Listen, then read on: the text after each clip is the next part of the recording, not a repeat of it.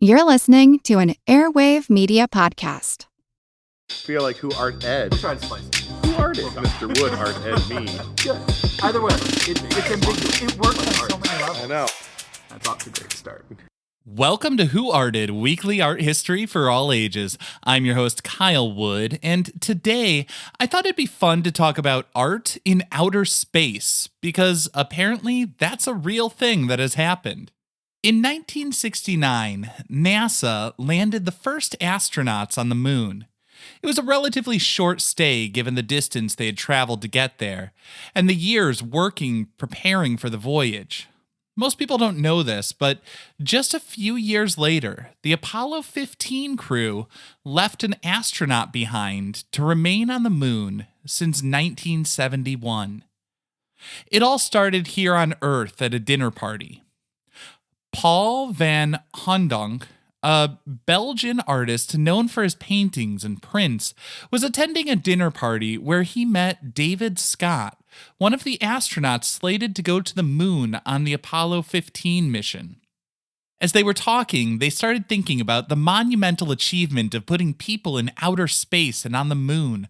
All the teams of scientists working for years, building off the work of previous generations.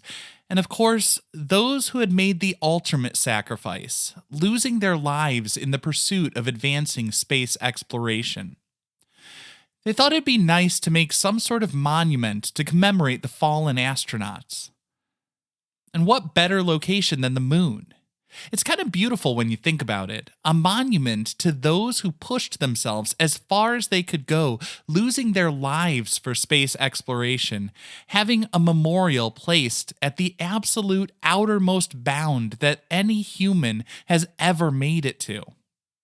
While it may seem like fun dinner party conversation to imagine such a monument, transitioning from imagination to reality required them to work out some logistics.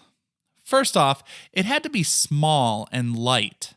The space capsule was rather cramped, not to mention the fact that more weight in cargo would require more rocket fuel to take off. There are some different accounts, but from what I've read, another reason the statue needed to be so small was because the astronaut, David Scott, smuggled it aboard.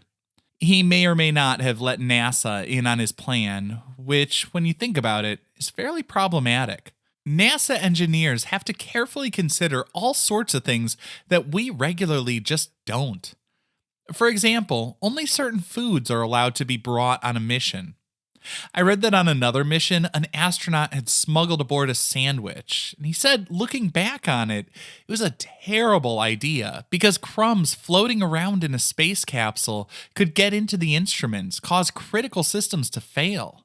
I mean, back then, they were traveling into the unknown with computer systems less powerful and less resilient than the device you're using to listen to this podcast. Now, on the topic of resilience, their monument also needed to be made of a material that would be durable and able to withstand the extremes on the moon.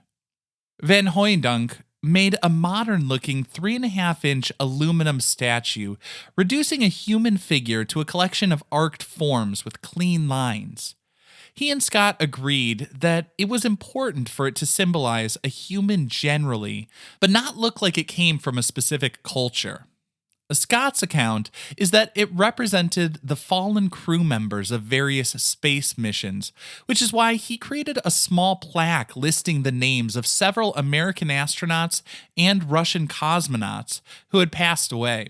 Van Hoeydonck has stated that it was meant to represent humanity more broadly, not just those crew members.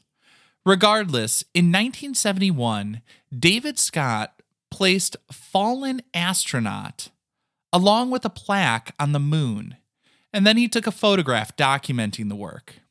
It has remained there ever since. While it may have been smuggled aboard Apollo 15, obviously NASA got word of it eventually.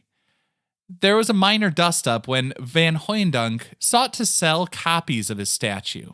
He claimed that there was an agreement that he could sell up to 950 copies of Fallen Astronaut. NASA, however, has a very strict policy against commercial exploitation of the U.S. government space programs, And eventually, he gave up on the idea of trying to sell replicas of the piece. Now, interestingly, this was not the first artwork in space or even the first artwork on the moon. In 1969, 6 of the top artists of the 1960s made drawings that would be transferred to a ceramic tile. They called the piece Moon Museum, and it is etched with drawings by Robert Rauschenberg, David Novos, John Chamberlain, Klaus Oldenburg, Forrest Myers, and none other than Andy Warhol. Forrest Myers had come up with the idea to bring together 6 great artists and create a tiny museum on the moon. Apparently, when he brought the idea to NASA, they were less than enthusiastic. They never gave the official green light to it, I guess. But Myers found another way to the moon via an intermediary. He reached out to a scientist, Fred Waldhauer, who agreed to engrave the sketches onto the tile, and then he had a friend of his make sure it was placed on the moon, November 12th, 1969. This concludes this week's episode of Who Arted, part of the Airwave Media Podcast Network. If you found this tolerable, please leave a rating or review on your favorite podcast app. You can find images of the work being discussed this week and every week on social media at Who Arted Podcast on Twitter, Instagram, and TikTok, and of course on the website whoartedpodcast.com. Podcast done.